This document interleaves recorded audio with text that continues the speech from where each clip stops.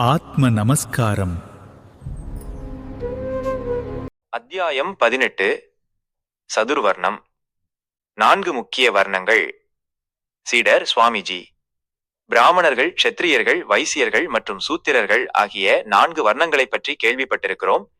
மேலும் குறிப்பாக சூத்திரர்களுக்குள்ளேயே பல உள்சாட்டுகளும் பிரிவுகளும் உள்ளன. தயவு செய்து இவற்றைப் பற்றியும் எனக்கு விளக்குங்கள். ஆசிரியர். பிராமணர்கள், க்ஷத்திரியர்கள், வைசியர்கள் மற்றும் சூத்திரர்கள் என்பவர்கள் யார்? சீடர். நம்பூதிரிகள், எம்பிரான்கள், எம்பிராந்திரிமார்கள் மற்றும் பட்டர்கள் ஆகியோர் பிராமணர்கள் ஆவர். இந்த நம்பூதிரிகளில் மலையாள நம்பூதிரிகள், எம்பிரான்கள், துளு பிராமணர்கள் மற்றும் பட்டர்கள் எனப்படும் கன்னட மற்றும் தமிழ் பிராமணர்கள் உள்ளனர். க்ஷத்திரியர்கள் என்பவர்கள் பழங்காலத்தில் சூரிய மற்றும் சந்திர வம்சத்தில் தோன்றி ஆட்சி புரிந்த ராஜாக்கள் ஆவர். வைசியர்கள் என்பவர்கள் வட இந்திய வர்த்தகர்களை போன்றவர்கள் ஆவர். மற்ற இந்துக்கள் அனைவரும் சூத்திரர்கள் ஆவர். ஆசிரியர். அவர்கள் பிராமணர்கள் என்று நீங்கள் எப்படி கூறுகிறீர்கள்? சீடர். ஏனெனில் அவர்கள் பூணூல், புனித நூல் அணிந்துள்ளார்கள். ஆசிரியர். பூணூல் அணிபவர்கள் எல்லாரும் பிராமணர்கள் என்று கூறுவது அறிவற்றது. தட்டான், பொற்கொல்லன், செட்டி, எண்ணெய் வியாபாரி, நெசவாளர்கள் போன்றோரும் பூணூல் அணிகிறார்களே, அவர்கள் பிராமணர்களா?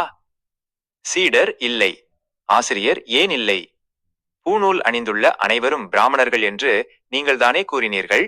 சீடர். ஒருவன் பிராமணனாக இருப்பதும் இல்லாமல் இருப்பதும் அவனது தொழில் அல்லது வியாபாரத்தை பொறுத்தது ஆகும். ஆசிரியர். பிராமணர்களின் தொழில் அல்லது வியாபாரம் என்ன? சீடர். வேதங்களை ஓதுதல், கோவில்களில் பூஜைகள் செய்தல் போன்றவையாகும். ஆசிரியர். க்ஷத்திரியர்களின் வேலை என்ன?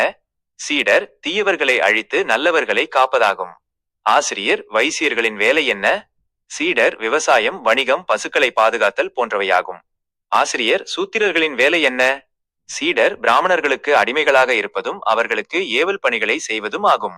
ஆசிரியர். அப்படியென்றால் ஒரு பறையன் குளித்து சுத்தமாகி வேதம் ஓதவும் பூஜைகள் செய்யவும் கற்றுக்கொண்டு பூணூல் அணிவிக்கப்பட்டால் அவனை நீங்கள் பிராமணனாக ஏற்றுக்கொள்வீர்களா? சீடர். இல்லை. ஆசிரியர். ஏன் ஏற்றுக்கொள்ள மாட்டீர்கள்?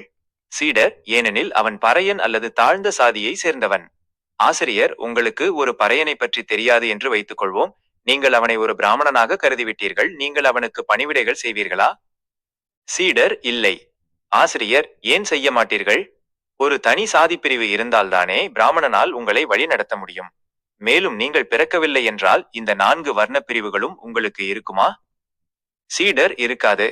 ஆசிரியர். அப்படியானால் இந்த வர்ண பிரிவுகள் எப்போது தோன்றின? சீடர். எனது பிறப்பிற்கு பிறகு. ஆசிரியர். அது அப்படியே இருக்கட்டும். நீங்கள் தூங்கிக் கொண்டிருந்த போது உங்களுக்கு இந்த உலகத்தை பற்றியோ அல்லது வர்ணங்களின் 4 பிரிவுகளை பற்றியோ ஏதேனும் எண்ணம் இருந்ததா? சீடர். இல்லை. ஆசிரியர். என் மனம் எனக்குள் ஒடுங்கியிருந்த போது எனக்கு எந்த ஒரு எண்ணமும் இருக்கவில்லை. ஆசிரியர். நான் தூக்கத்திலிருந்து எழுந்தபோது மட்டுமே. ஆசிரியர். நீங்கள் விழித்தெழுந்த போது இந்த எண்ணம் உங்களுக்கு எங்கிருந்து வந்தது? சீடர். எனது மனதில் இருந்து. ஆசிரியர். 4 வெவ்வேறு பிரிவுகள் உள்ளன. ஆனால் அவை நீங்கள் நினைப்பது போல் இல்லை. நான் அவற்றை விவரிக்கிறேன். பிராமணன் என்பவன் யார்? சீடர். இல்லை. ஆசிரியர். க்ஷத்திரியனோ அல்லது வைசியனோ தீண்டத்தகாதவனா? சீடர். இல்லை. ஆசிரியர். சூத்திரன் தீண்டத்தகாதவனா? சீடர். ஆம். அவன் ஒரு தீண்டத்தகாதவன். மேலும் அவர்கள் மத்தியில் மற்ற தீண்டத்தகாதவர்களும் உள்ளனர். ஆசிரியர். இவை அனைத்தும் சரியானவை, ஆனால் முற்றிலும் நீங்கள் நினைப்பது போல் இல்லை. உங்களுக்கு விளக்கப்பட்ட இந்த 4 பிரிவுகளும் உங்களுக்குள் இருந்துதான் தோன்றியுள்ளன. அவை மனம், சித்தம், புத்தி மற்றும் அகங்காரம் ஆகும். மனமே பிராமணன், சித்தமே க்ஷத்திரியன், புத்தியே வைசியன் மற்றும் அகங்காரமே சூத்திரன் ஆகும். நித்தியம் மற்றும் அனித்தியத்தை பற்றிய அறிவு பிராமணனுடன் தொடர்புடையது ஆகும். இந்த அறிவு ஏற்கனவே அத்தியாயம் 6 மற்றும் 12இல் விவரிக்கப்பட்டுள்ளது. மனம் பிரம்மமாக இருக்கும்போது அத்தகைய மனிதனே வைதிகன், கற்றறிந்த பண்டிதன் என்று கூறப்படுகிறான். எனவே வேதங்களை அறிந்தவனே பிராமணன் ஆவன். வேறு எவருக்கும் வேதங்களை பற்றிய அறிவு இருக்க உரிமையில்லை. வேதங்களின் அதிபதி மனமாகும். உங்களுக்குள் மனமில்லை என்றால் அங்கே எந்தவொரு அறிவும் இல்லை. வேதங்களை இயற்றியது மனமே ஆகும். உலகத்தில் பிராமணனாக இருப்பவன் மனமே ஆகும். க்ஷத்திரியனாக இருக்கும் சித்தம் உலகத்தில் அதிக புகழையும் பெருமையையும் பெற்றுள்ளது. இந்த க்ஷத்திரியனாகிய சித்தமே நல்வாழ்வின் உண்மையான பிரகாசம் ஆகும். தீமைகளை அழித்து நன்மைகளை பாதுகாப்பதே இதன் தொழிலாகும். பேராசை, குரோதம் போன்ற தீய குணங்களை அழித்து நற்குணங்களை பாதுகாப்பதே இதன் கடமை ஆகும். வேதம் அல்லது அறிவை அடைவதற்கு இந்த உணர்வுகள் தடையாக இருக்கும்போது சித்தம் அவற்றுடன் போராடி அந்த உணர்வுகளை அகற்றி மனதிற்கு முழுமையான அமைதியை தருகிறது. இவைதான். ஆனால் இந்த 4 பிரிவுகளும் உங்களிடமிருந்தே தோன்றியுள்ளன. அவை மனம், சித்தம், புத்தி மற்றும் அகங்காரம் ஆகும். மனமே பிராமணன், சித்தமே க்ஷத்ரியன், புத்தியே வைசியன் மற்றும் அகங்காரமே சூத்திரன் ஆகும். நித்தியம் மற்றும் அனித்தியத்தை பற்றிய அறிவு பிராமணனுடன் தொடர்புடையது ஆகும். இந்த அறிவு ஏற்கனவே அத்தியாயம் 6 மற்றும் 12 விவரிக்கப்பட்டுள்ளது. மனம் பிரம்மமாக இருக்கும்போது அத்தகைய மனிதனே வைதிகன், கற்றறிந்த பண்டிதன் என்று கூறப்படுகிறான். எனவே வேதங்களை அறிந்தவனே பிராமணன் ஆவன். வேறு எவருக்கும் வேதங்களை பற்றிய அறிவு இருக்க உரிமையில்லை. வேதங்களின் அதிபதி மனமாகும். உங்களுக்குள் மனம் இல்லை என்றால் அங்கே எந்தவொரு அறிவும் இல்லை. வேதங்களை இயற்றியது மனமே ஆகும். உலகத்தில் பிராமணனாக இருப்பவன் மனமே ஆகும். க்ஷத்ரியனாக இருக்கும் சித்தம் உலகத்தில் அதிக புகழையும் பெருமையையும் பெற்றுள்ளது. இந்த க்ஷத்ரியனாகிய சித்தமே நல்வாழ்வின் உண்மையான பிரகாசம் ஆகும். தீமைகளை அழித்து நல்லவைகளை பாதுகாப்பதே இதன் தொழிலாகும். பேராசை, குரோதம் போன்ற தீய குணங்களை அழித்து நற்குணங்களை பாதுகாப்பதே இதன் கடமையாகும். வேதம் அல்லது அறிவை அடைவதற்கு இந்த உணர்வுகள் தடையாக இருக்கும்போது சித்தம் அவற்றுடன் போராடி அந்த உணர்வுகளை அகற்றி மனதிற்கு முழுமையான அமைதியை தருகிறது. இது நல்லவர்களை பாதுகாக்கும் க்ஷத்ரியனின் கடமையாகும். வைசியனின் கடமை என்பது வணிகம் செய்தல், உலக பொருளாதார நலனை கவனித்தல் மற்றும் பசுக்களை பாதுகாத்தல் ஆகியவை ஆகும். கோ ரக்ஷகர்கள், கோ ரக்ஷகஸ் என்பதில் கோ என்றால் சத்தம், வார்த்தை என்றும் ரக்ஷகா என்றால் பாதுகாப்பவர் என்றும் பொருள்படும். சத்தம் அல்லது வார்த்தையின் பாதுகாப்பாளரே புத்தியாகும். வணிகமும் வர்த்தகமும் பெருமளவு அறிவுசார் கவனத்தை ஈர்க்கின்றன.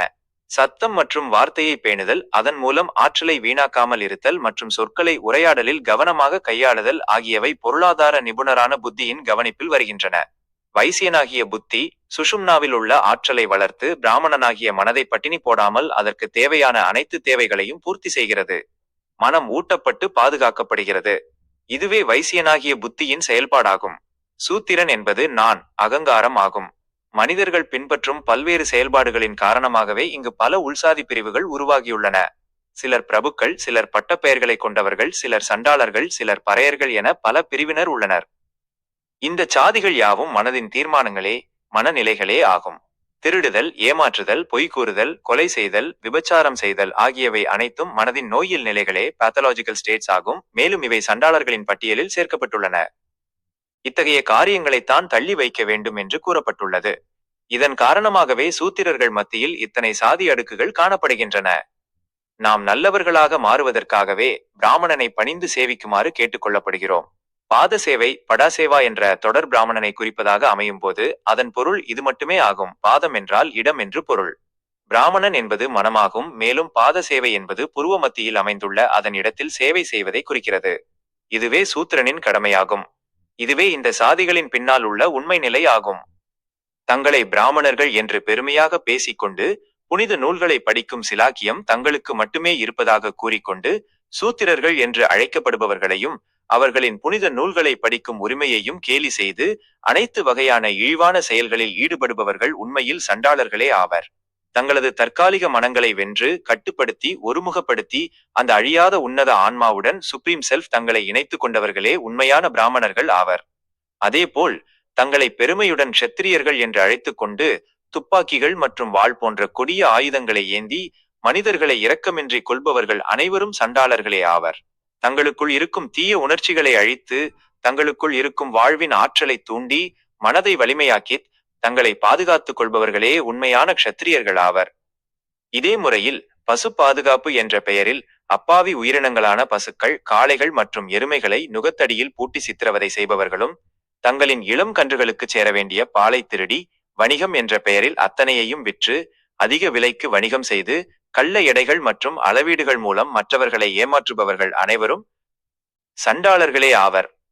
சத்தத்தின் வார்த்தையின் மீது கட்டுப்பாடு கொண்டு மேலே குறிப்பிட்டுள்ளபடி தங்களுக்குள் இருக்கும் ஆற்றலை வளர்த்து கொள்பவர்களே உண்மையான வைசியர்கள் ஆவர். பிராமணர்களுக்கு ஏவல் பணிகள் செய்து கொண்டு மது அருந்தி பிணங்களை உண்டு வாழ்பவர்கள் சூத்திரர்கள் அல்லர்.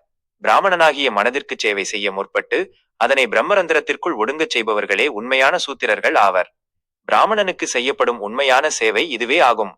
4 வர்ணங்களுக்கும் என தனித்தனி பிரிவுகள் எதுவும் இல்லை. கர்மாவாகிய வாயு நமக்குள்ளே பரவும் போதுதான் அது அகங்காரத்தின் காரணமாக மனம், சித்தம், புத்தி மற்றும் அகங்காரம் என 4 அம்சங்களாக உருவாகிறது. இந்த 4 அம்சங்களே மனம், சித்தம், புத்தி மற்றும் அகங்காரம் ஆகும். மனதின் இந்த உளவியல் நிலைகளிலிருந்தே பிரபஞ்சத்தில் உள்ள அனைத்து பொருட்களும் தோன்றியுள்ளன. பிராமணனோ க்ஷத்திரியனோ வைசியனோ அல்லது சூத்திரனோ பிறப்பாலோ அல்லது சாதியாலோ தோன்றுவதில்லை. 4 வர்ணங்களும் ஒரே ஒரு மூலத்திலிருந்தே தோன்றி அதே மூலத்திற்குள் ஒடுங்குகின்றன. எனவே நம்மை சுற்றி எந்த சாதி பிரிவுகளும் இல்லை என்பது தெளிவாக தெரிகிறது. நம்மை சுற்றியுள்ள அனைத்து உயிரினங்களும் நமது சொந்த உருவாக்கமே ஆகும். நமது அறியாமையின் காரணமாகவே நாம் அவற்றை வேறாக காண்கிறோம்.